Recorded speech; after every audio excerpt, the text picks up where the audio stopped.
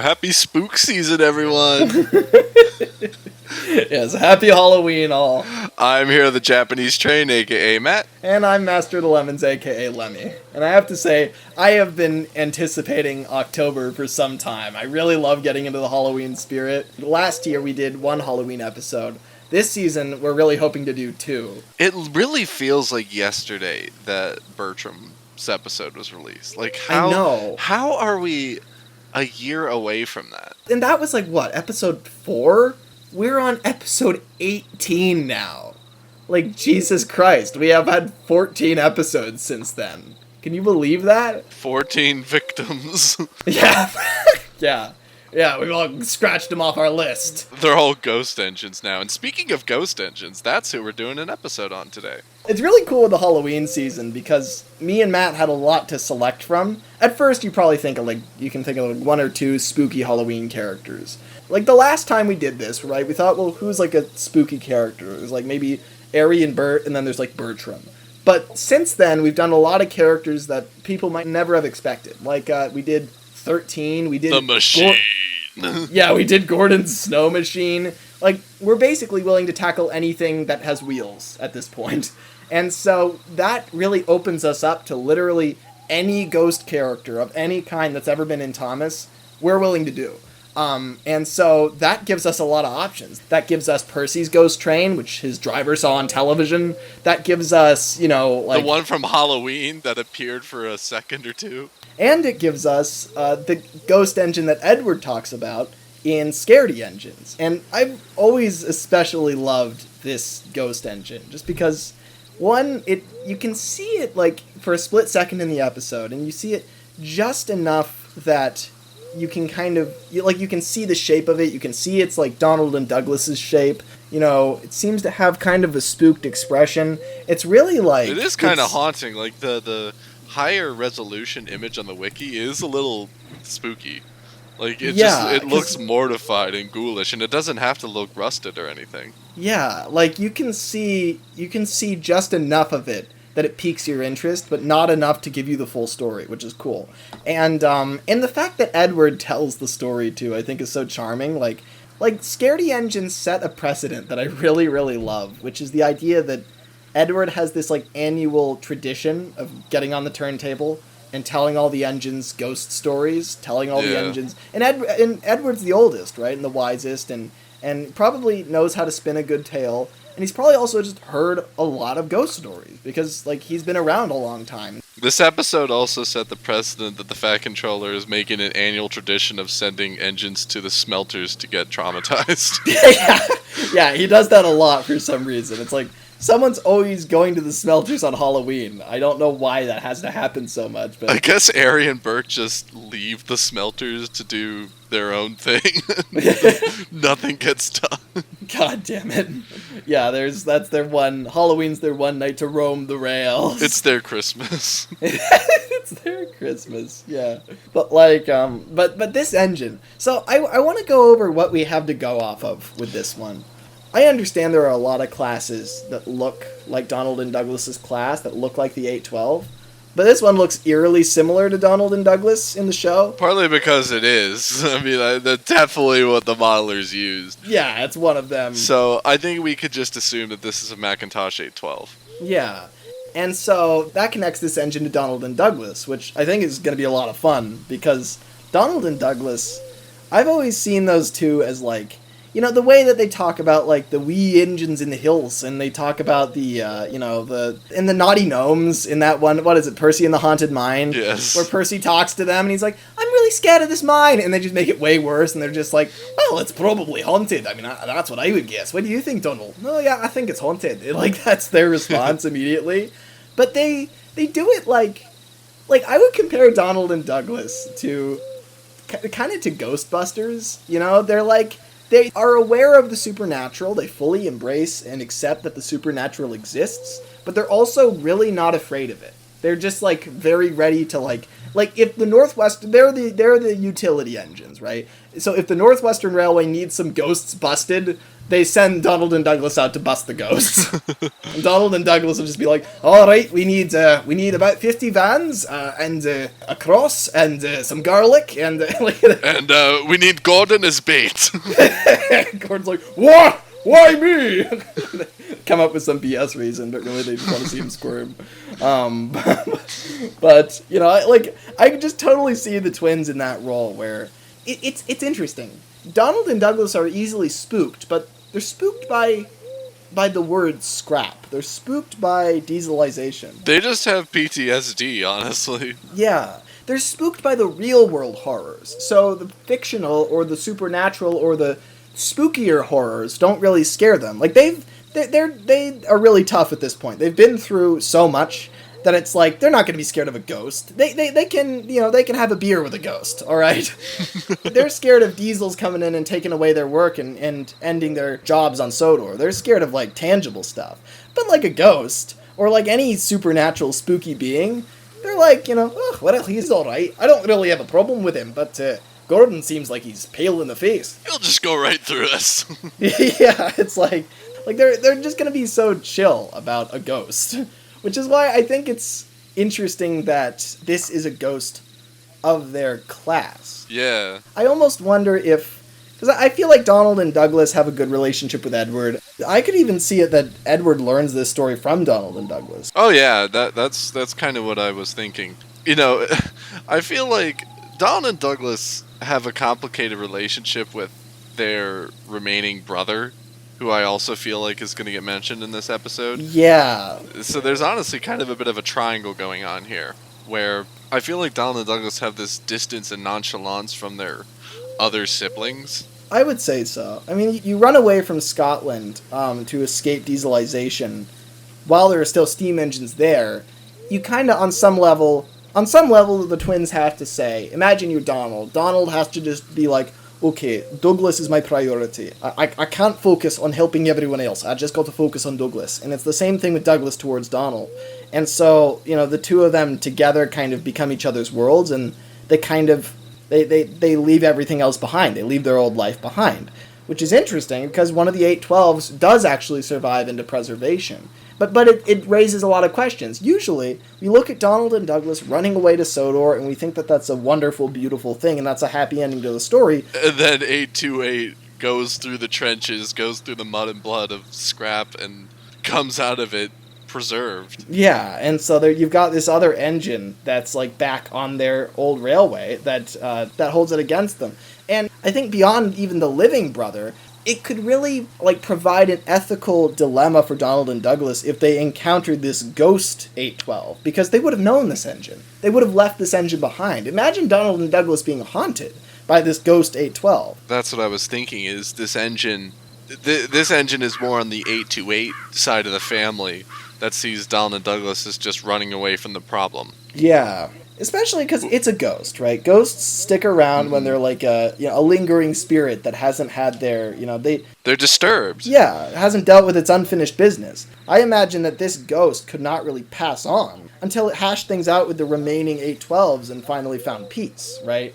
Like, maybe this ghost engine is sticking around partly because of that.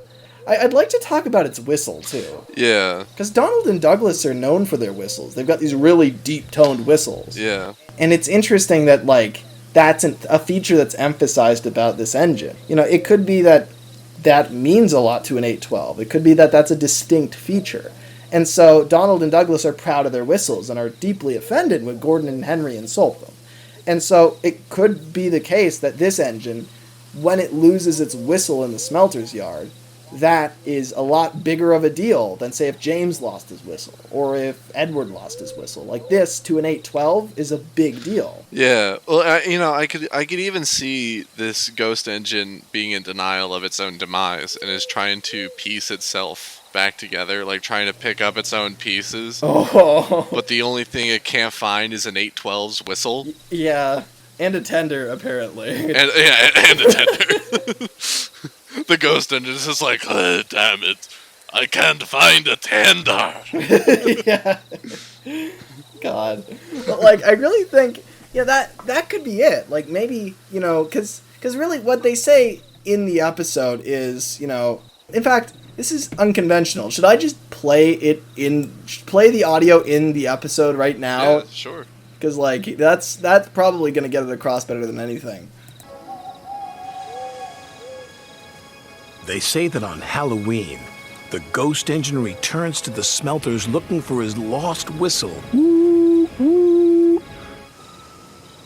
So they say that on a Halloween, the ghost engine returns to the smelters looking for his lost whistle. So, it's just this one sentence. This is what I love about these discussions. This one sentence has so much potential. So firstly, Halloween must be significant to this engine, firstly, if it's returning on Halloween. That or the engines of the Netherworld just decide to let the gates of hell open a little bit on Halloween. God, you're opening a Pandora's box there, which I am glad, but you realize where the discussion is going to go now, Matt. It's going to go down to hell. Yeah. Yeah. Things are going to get supernatural. This is going to be fun because we're going to have to talk about the logistics of ghosts and of train hell. Well, yeah. I mean, every Halloween this stuff happens. Yeah. So I want to get back to that in a second. We've got the engine emerges from train hell every Halloween. Okay, we've got that. Edward also says that the engine returns to the smelters, and it's looking specifically for its lost whistle. So that's assuming that he lost his whistle at the smelters, like it's been taken from him. Or it could even be that, so think of the scrapyard. Think of how all these engines, hulks are there, and they're all like the boilers and stuff of the Northwestern Railway's engines. The Fat Controller is stocking spare parts. I don't know. I'm not compelled to take all the set dressing seriously, really. It feels gross to me that the Fat Controller would purchase the corpses of all of Donald, Douglas, Gordon, and Thomas's brothers and scatter them across the island so that he could repair them. That's true. And also City of Truro. Yeah, and City of Truro. It's like, it's weird because, like, when Godred's spare parts are taken and used on the other engines, it's traumatic for all the other engines. Like, it's a big deal, right? Yeah. So I tend to just ignore all the scrap on Sodor that's genuinely a full engine. I just kind of block that out. Yeah. So how then does the ghost engine's whistle end up at the smelters? Well, I think this ghost engine is killed at the smelters. I mean, I think that's really what the episode is saying, is like, I mean, that's what a smelters does. It breaks down engines and scraps them. Yeah, it's crazy that it's the Sodor smelters. Well, I don't think it is the Sodor smelters. Oh. Which smelters do you think that they're at? Well, probably somewhere in Scotland, if I had to guess. I don't know where in Scotland, but I would say when Thomas, the only thing tying it to the Sodor smelters is the fact that Thomas goes to the Sodor smelters, bumps into an unrelated whistle, and then freaks out. And I don't think that... Oh, okay. Yeah, no, I get what you're saying. Yeah, I don't think we need to rely on Thomas's reaction as much, because I think he's just freaking out about nothing. And that's not the ghost engine's whistle. Yeah, that he sets off. He's gonna get 5 miles away, and then finally he's gonna stop and be like, wait a minute, this doesn't make any logistical sense. I don't even know that the ghost engine died on Sodor. He doesn't even know that the ghost engine is, real. Yeah. It's like he's freaking out he's making a lot of assumptions and then just panics. It really shows the internalized fear that Thomas has. He's acting all tough, but really he's very scared of ghosts. Like, it's interesting that you were so ready to accept the smelters on Sodor. Like, that's where this engine, where this story takes place. I think I just associated the whistle that Thomas sets off as being that engine's whistle. I mean, it could be. The thing is, it's like, I think Thomas is really meant to look foolish, right? And so if he's genuinely discovered the ghost engine's whistle, he actually has something to be scared about. Like, that's kind of terrifying. Yeah, that's true. So I think it should probably be a different whistle. But I do like the notion, though. But I would say that this is probably... The location of the smelters itself, I don't think is super relevant. I think it just needs to be somewhere in Scotland, maybe somewhere that Donald and Douglas have visited, and are aware of. But ultimately, it's a smelters, like any other. And really what makes this particular smelters relevant is that you have, out of all the 812s, the most spiteful one is scrapped here. And this very, very spiteful 812 is just not willing to just accept its demise. It refuses to just accept that this is the end for it. It's funny because I think that it's the other extreme, like we talked about. Whereas Donald and Douglas fled, the Ghost Engine was determined that he was going to get preserved. Yeah, and the Ghost Engine stuck around. Even after it was gone, it stuck around. Like, it's still drifting around the mortal world. It's like, it's so dedicated to staying around that it floats around Scotland and floats around maybe all the UK forever. Like, it doesn't... Tries to pull trains, but just goes right through them. Yeah, exactly. And it just gets more and more frustrated. I can just imagine this poor engine just trying to pretend like everything's normal. Imagine the Ghost Engine, after it's scrapped, it wakes up, right, in a yard somewhere. Like, it hasn't passed on yet. And at first it doesn't realize it's been scrapped, right? And it's like, I'm alive. I'm alive. I can't believe it. I knew I'd stay alive. That express train just goes right through him. Yeah. It's like, it literally just, and it comes right towards this engine, right? And he's just like, oh my God, oh, stop. And then it just... Yeah. And all that the living engine would sense that, it just felt a little cold for a second. Yeah, exactly. Or maybe, like, with the fact that it has no tender, maybe it's that this engine starts out in the yard and is puffing around for a while before it actually encounters any other engines. And then it finally, like, maybe looks in a river, like, it stops beside the river, looks into it, and it's like, wait, where is my tender? I've been traveling for, like, 50 miles. Where is my tender? I can't travel this far without a tender. And he looks into the river and he's like, I can't be alive. It's kind of like the equivalent of, like, you, as a ghost, you're walking around for ages trying to get your bearings. Then you look down and realize you don't have any legs. Yeah. Like, it's literally just a wisp. And you're like, I'm a ghost. Shit. Like, that's the feeling, right? Yeah. I feel bad for this engine. That's sad. But, like, I could so see that. Yeah. I think inevitably this engine has to meet Donald and Douglas. I would love to see that happen. So I guess the character we're building for this engine is he's stuck in his ways and determined to follow the example of engines like A28, who actually did survive. That if I stay the course, if I stay on the mainland and just do what I need to do, pull trains day in and day out, just take the grind, then I'll be okay. Yeah. Donald and Douglas are the ones that are going to be in danger because they're going to get in trouble. It's interesting because Donald and Douglas are the survivors, so you might be inclined to say, they kept fighting and refused to accept their own mortality, but really the opposite is true. Donald and Douglas accepted, we're just engines. We could die. Our lives could be over if we don't save ourselves. Like, they understand that they're mortal. Mm-hmm. But this engine never did. This engine refused to accept that. And probably just kept on working in Scotland, just as working harder than ever before. And ultimately that didn't save it. And it's sent to the smelters. And it's interesting, like, I think really this engine might track down Donald and Douglas.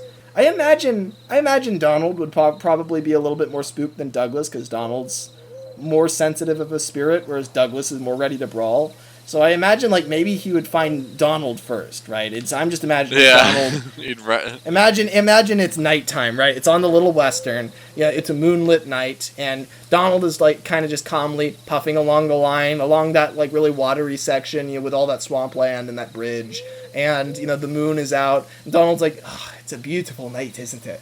And then all of a sudden this engine just pops into existence in front of him and just goes, and I would say whistles really loud, but it can't, right? Woo! And so it's maybe like, and maybe Donald, like, looks away. He looks out at the ocean with the moon cast on it, and he's just like, beautiful night. And then he looks back to the line in front of him, and there's the engine just right there, just looking straight into his eyes. And he's like, and he slams on the brakes, and the passengers fly forward in the carriages, but not enough for anyone to get hurt. And he just he slowly stops, right, buffer to buffer with the engine. He's like, who are you? And his driver's like, Donald, you okay? There's no one there. why'd you stop? Like, he's like, Donald had like a total breakdown at that moment. It's like, his fire bars collapsed or something in fear, and his crew can't get him started again, and it's like, God, what made him react this way? I don't see what he's seeing.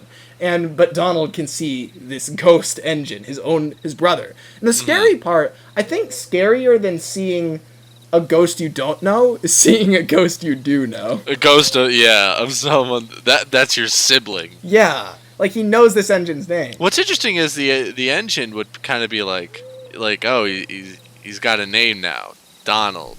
Yeah, that's true. Yeah, because Donald didn't. And I guess all the best Ghost Train stories do have a number, don't they? It's always like the ghost of old number 9 or whatever. Yeah, exactly. And so, what would this engine be, do you think? Maybe the first. What if this is the first 812? And so that would be between 812 and 828. That would be So this would be old number 812. Yeah, that could be pretty cool. Old number 812. It's like maybe just the 812. Like that could be kind of chilling if it's like, there are a lot of 812s, but this is the 812. Right. And, he's just sitting there in the moonlit night in front of Donald, looking him straight in the eyes. And he's like, I've got some questions for you. And Donald's just like, like he'd be shivering if he could. His wheels would be wobbling. And he's looking at him and he's like, what do you want to know? And he's just like, I want to know why you left us behind. I want to know what was going through your mind when you and Douglas stowed away and left us all to be scrapped in Scotland. And Donald's like, look, I've got a train to pull. I can't really be, like, at some point, maybe Donald at first would be scared, but then he'd be like, well, wait, what? We didn't leave you behind. We told the rest of you could escape if you tried.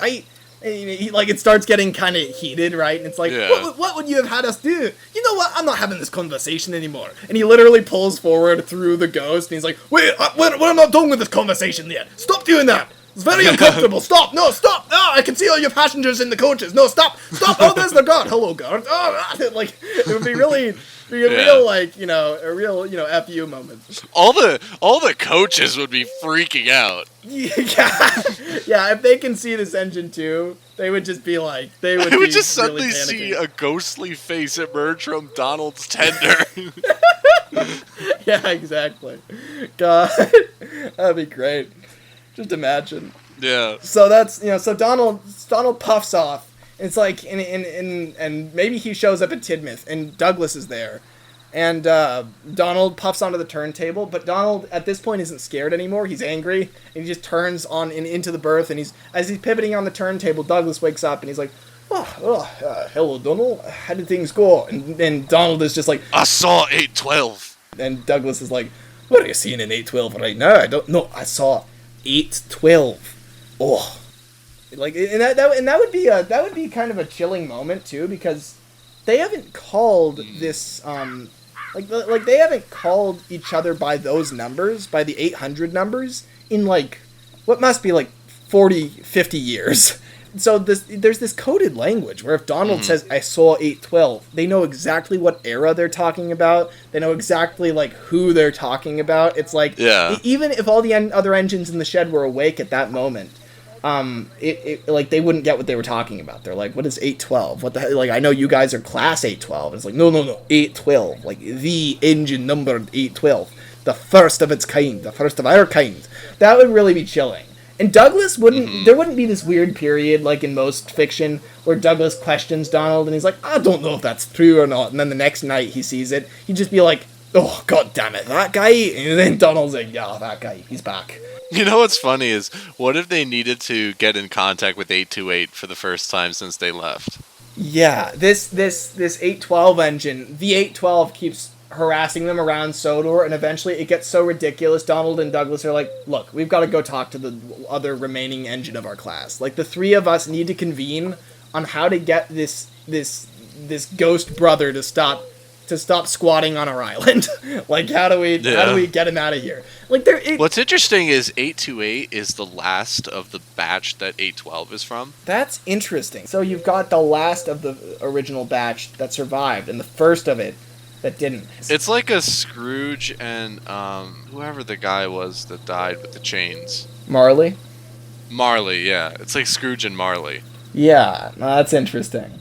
Like, I just love the idea of Donald and Douglas encountering ghosts and very quickly, like, normalizing it and realizing, okay, well, it's a ghost. It's scary and spooky and everything, but, like, we know this engine. Like, just because he's floating around doesn't change anything. So, you know, they understand that this is, overall, this isn't as much a supernatural problem as it is an emotional problem. Yeah, he just has beef, this ghost. Yeah, exactly. And so, like, with any other engine, they're going to have to try and squash this beef. So the next day, they'd have bags under their eyes because they've been up all night, you know, but they'd look more pissed than they would scared or tired. And they'd have to talk to the Fat Controller and be like, "Sir, I know we've never done this before, but we're going to have to ask for a vacation time." And the Fat Controller's like, I beg your pardon. Like, he's totally shocked. He's like, "You have never asked for a vacation day in all of my 60 years of having you on my railway. I know, it's really serious."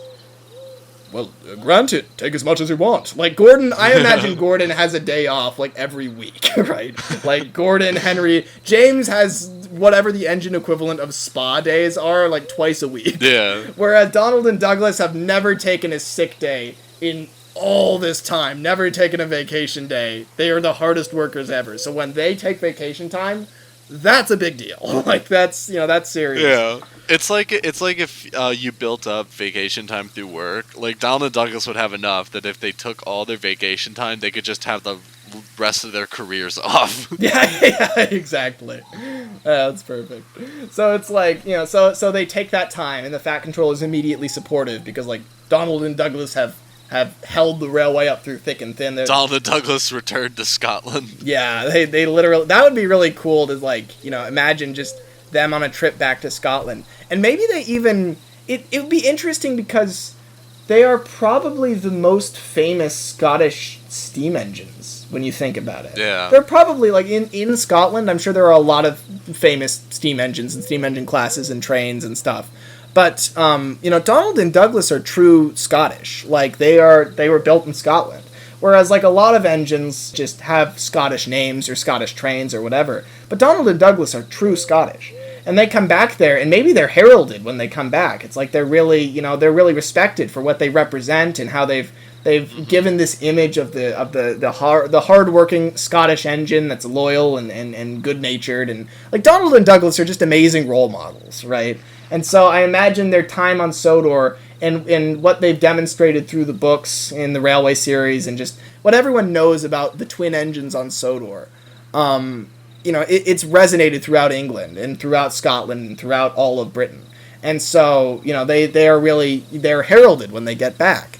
But, you know, the one engine doing the slow clap at the back of the room is 828 in the back of the yard. Exactly. He's like, their one actual blood relative there doesn't want to see them. What would be great is immediately the crowd would try and, like, get the three of them together for photographs. Yeah, and he would just be like if you're looking at it in terms of, like, if it's somebody who doesn't really see the engines as personalities and just sees them as trains, then they'd be like, "Oh, what a great photograph, just a bunch of smoke box doors." But for somebody who's seeing these three as characters, they'd be like, "Oh, that one looks really angry and he's looking away." Or maybe all three are looking at each other angrily. It's like Donald and Douglas, you know, like, it's really, they're not pleasant pictures. They're like, they clearly don't want to be talking to each other. You know, but the three of them are reunited. And then that night in the sheds, you know, 828 is just like, "Why are you back here?" And then, you know, Donald and Douglas are just like, "Look, we don't want to see you either, but we've got a problem. 812 is roaming the rails still." "I know he is. He's been here for the last 40 or 50 years. "Oh, well, has he? And you haven't told us?" And he's like, "Yeah, well, I certainly wasn't gonna, like, it would be interesting." I wasn't gonna tell you.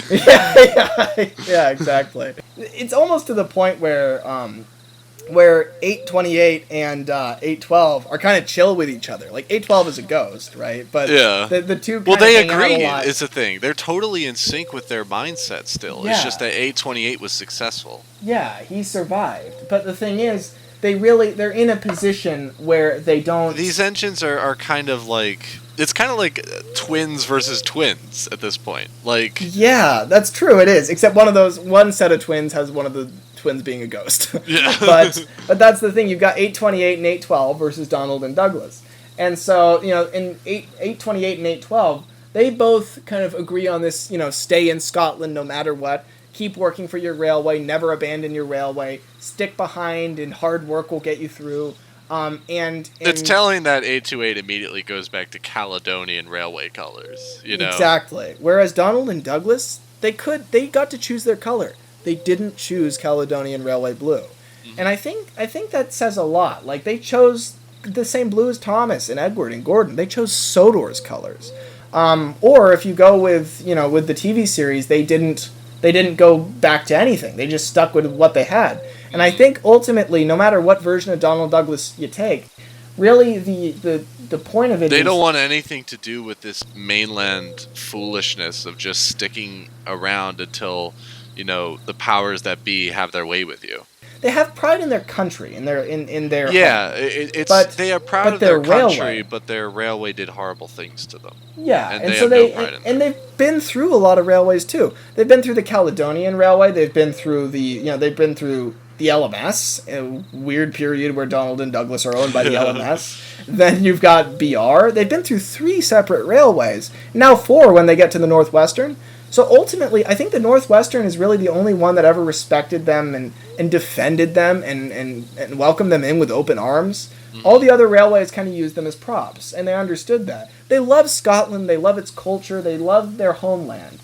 But the railways that have always, used them for their motive power, they don't have any allegiance to them. They are like political exiles in every sense of the word. Yeah, exactly. And the interesting thing is, even though the railways in Scotland totally screwed over 812 and he is literally a ghost now, even though that's the case, he still is sticking by them. He's still he's kind of, like you said earlier, he's kind of in denial that he's even really a ghost. His staunch loyalty continues into the afterlife. Yeah, he refuses to leave his railway, because leaving his railway, he has to admit that his railway betrayed him. And that hurts too much. So instead he's just like, no, I'm going to stick behind on my railway. So then does he come out every Halloween?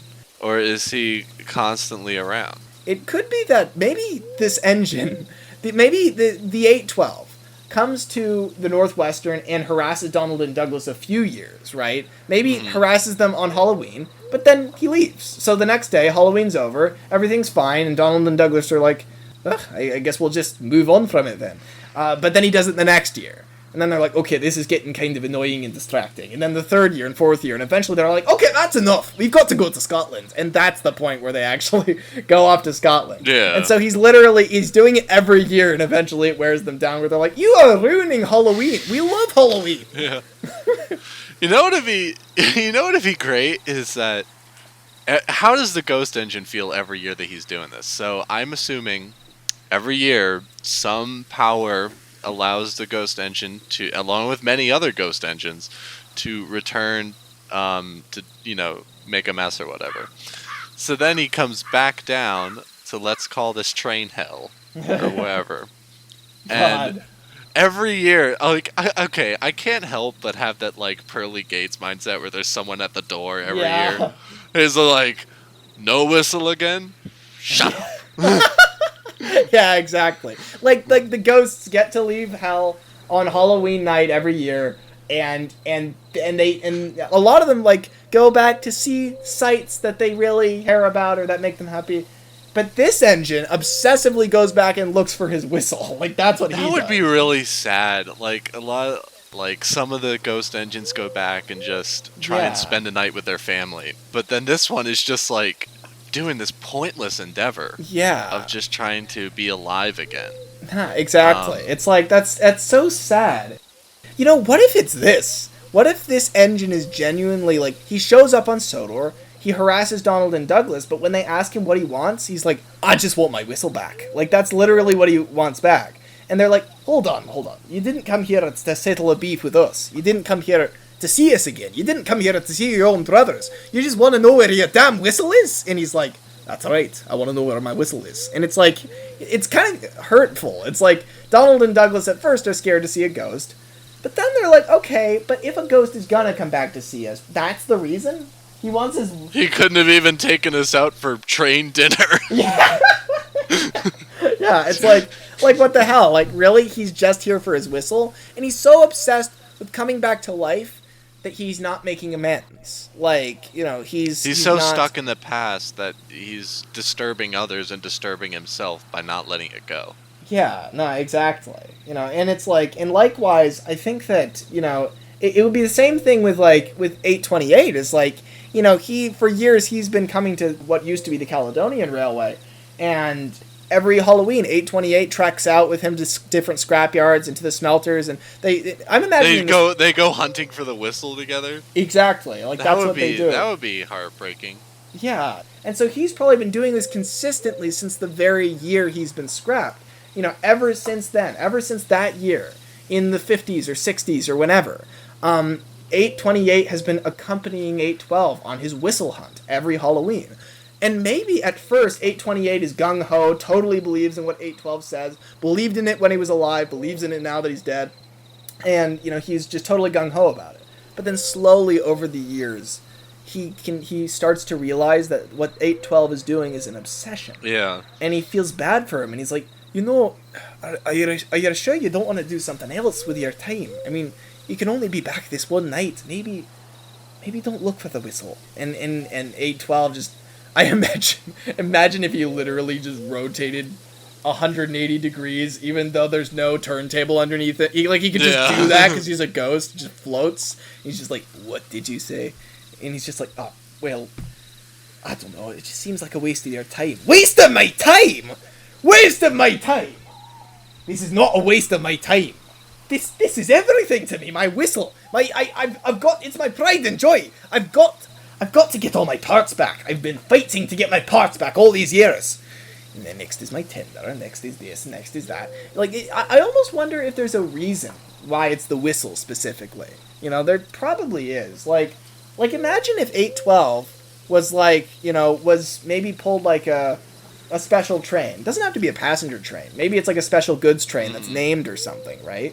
And his whistle echoed through the valleys, and that was the thing that really, told people this big important goods train is coming, right? And that was his pride and joy. That's what everyone knew him for. And now that whistle has been robbed from him. He doesn't have that anymore. He doesn't have, what he was known for is his hallmark. And so he's looking for it. What would be great is if... So I'm thinking about how this gets... what the resolution is. Yeah. And it would involve 828 and Donald Douglas having to sit down with the ghost engine and say, fine, we'll all go to that valley together.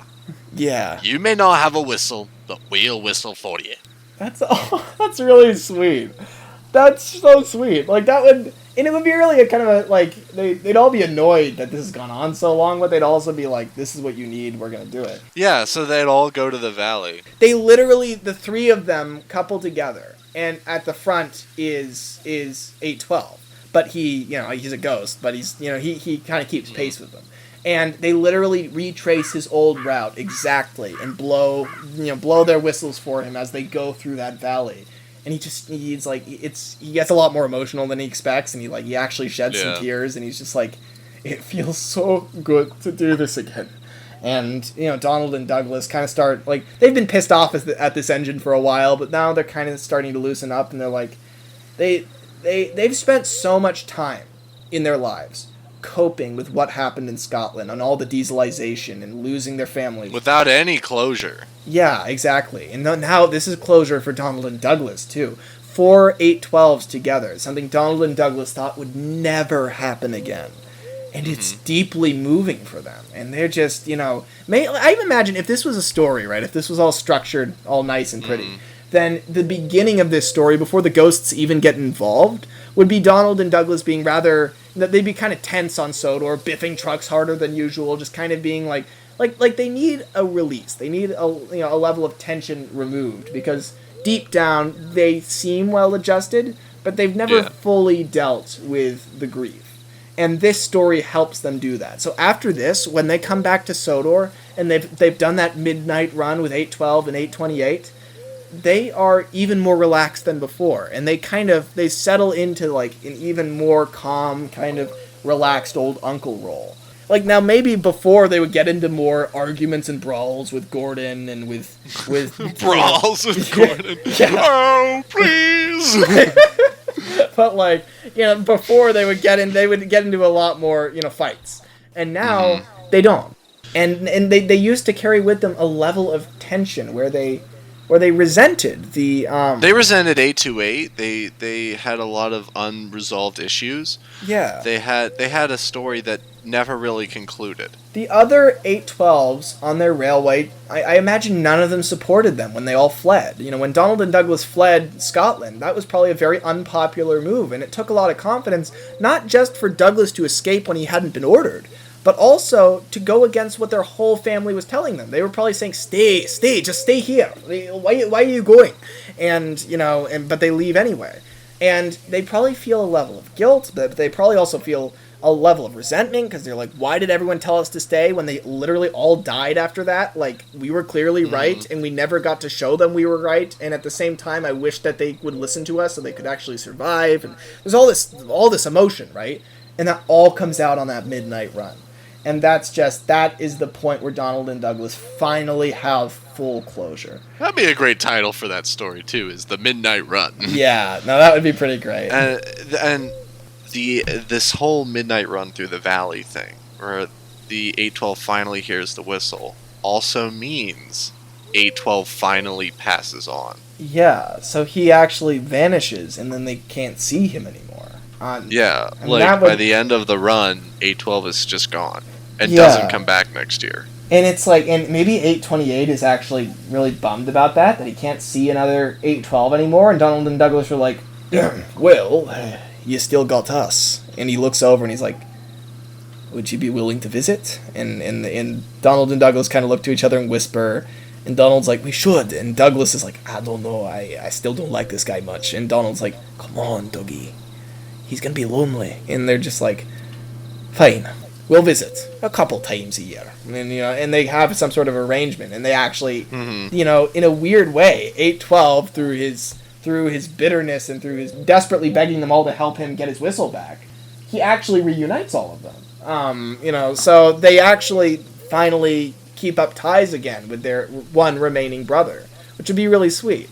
So 812 finally passes on, and I think that's a really beautiful ending for it, because, like, 812 actually makes a big difference on Donald and Douglas's lives, on 828's lives. Literally brings them together, and I have to say, I have wanted to do a character gallery on 828 for a while. That's one of those engines that I thought we were always going to get to. Yeah. That we needed 812 first to begin to think about this.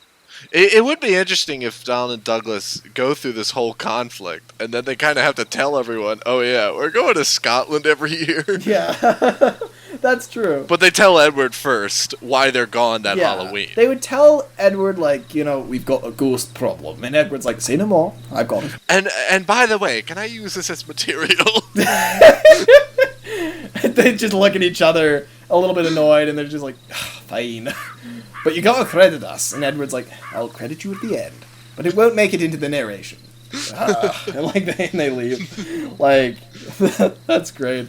I love that, like, Edward, this is Edward's one creative outlet. It's his, like, ghost stories. He doesn't have any other... I don't know if Edward's a particularly creative engine. He's, like, incredibly wise and knowledgeable, and he's just a really good storyteller. He's really good at regurgitating what he's heard. Yeah. In a good fashion. Yeah, that's true. But I think that pulls a lot out of this engine. And ultimately, I think it's anything that has anything to do with Donald and Douglas, I think immediately has a lot going for it. They've got a lot of facets to them. They're at the heart of dieselization. They've left behind a whole life in Scotland, which is really, just rife with potential for a Halloween story. Leaving behind your whole world and then it coming back to haunt you is literally everything Donald and Douglas are about. So that's, that just works perfectly with this engine. It's like, and to think, it's just the fact that the model makers decided to pick Donald and Douglas to represent this engine in these few frames. Yeah. Right? It's literally on the wiki, the last vehicle character created by David Bitton before his departure and death. Oh, God. So thank you, David Bitton. Yes, that's a very spooky way to word what happened next. Also, Jesus Christ. Yeah. But yeah, before his departure and also death. But I think the idea of a closure story with Donald and Douglas is pretty beautiful, and just the idea of a spirit being left behind and dealing with the fallout of being scrapped, because engines are afraid of being scrapped. Well, we never see an engine react to being scrapped because they're scrapped. But like an engine reacting to, okay, I'm scrapped now, how do I feel about it, is a very interesting prospect. We talk about Donald and Douglas a lot, and we have a lot of interest in those characters. That was naturally the route that we found to tell this story. And I think it worked out really nicely, and I really love the kind of personality we came up with for this guy. But I'm also very curious to hear, this is a highly mysterious engine. What do you guys think about this engine? And we have nothing to go off of for this character, so it's just totally free roam. You could literally write something from scratch that is just radically different, involves different characters. It is such a free-for-all, and I just love it. Really, this episode allowed us to play Edward and tell our own ghost story, and I love that. And we hope to do that one more time this month as well, because God, do I love the Halloween season. This is terrific. And honestly, this is kind of a character gallery twofer. We got 812 and 828 a little bit, so... It's basically, this is the 812 family episode, which is really, really fascinating. But anyway, so, we've said our piece, I think. Yes. I've been Master of the Lemons, a.k.a. Lemmy. And I'm HiroTheJapaneseTrain, a.k.a. Matt. And thanks for watching, everybody. Happy Halloween. They're creepy and they're kooky, mysterious and spooky. They're all together hooky, the 812 family. Woo, oh my God. Really, though. All right. All right, take care, guys. Yeah, see you, everyone.